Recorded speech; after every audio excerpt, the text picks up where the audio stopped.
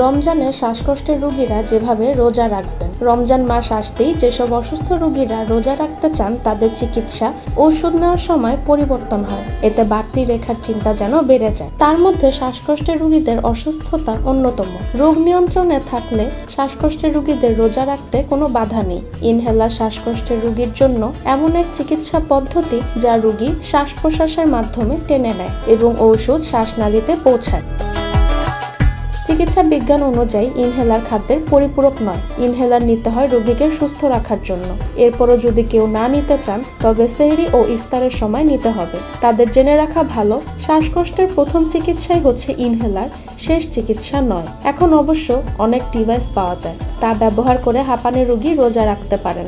Salbutamol inhaler ইফতারের সময় 2 puff, সেহরির সময় 2 পাফ নিতে পারেন। এটা নিলে লম্বা সময় ধরে ভালো থাকা যায়। মুসলিম স্কলারদের মতে রোজার সময় ইনহেলার ব্যবহার করা যাবে, কারণ এটি শুধুমাত্র গলায় কিছুটা আর্দ্রতা দান করে।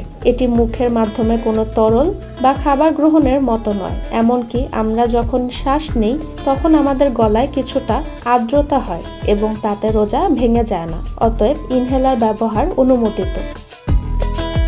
এখন বিভিন্ন জেনথিন গ্রুপের ওষুধ আছে, যেমন কন্টেন্ট একটা 200 মিলিগ্রামের ওষুধ ইফতার করে একটা, সেহরির পর একটা খাওয়া যায়। তাহলে পুরো সময়টাই শ্বাসকষ্ট থেকে মুক্ত থাকা যায়। মেডিসিন ও বক্ষব্যাধি বিশেষজ্ঞরা বলেন রাতে শোয়ার সময় মন্টিলুকাস 10 মিলিগ্রাম ওষুধ খেলে খুব সহজেই রোজা রাখা যায়।